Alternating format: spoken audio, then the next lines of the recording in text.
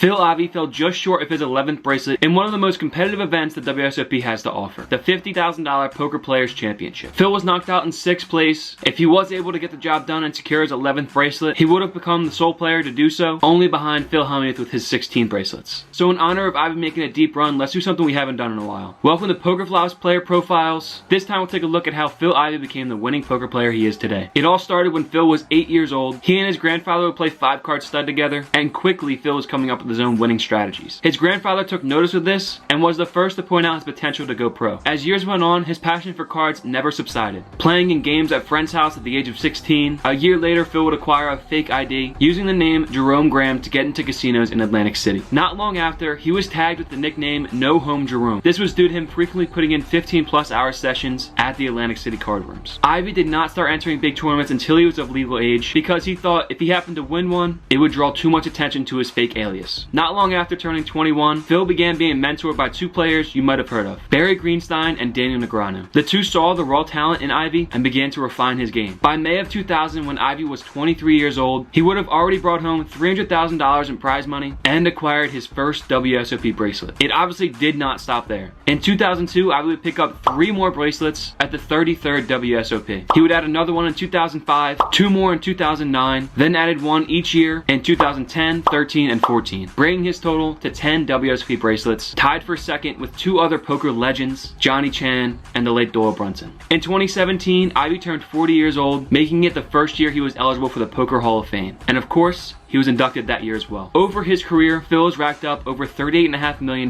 in live tournament earnings. That total does not take into consideration the nosebleed cash games he frequented. Along with his financial success in poker, he's also had tremendous social success within the community. His stare into opponents' souls has become iconic, and if you go into any card room across the world, I'd imagine everyone knew exactly who Phil Ivey is. Phil is still only 46 years old, which is crazy to think about, and he's showing no signs of stopping anytime soon. Phil seems to have the same passion as his 8-year-old self playing with his grandfather. Thanks for watching. Make sure you follow to stay up to date.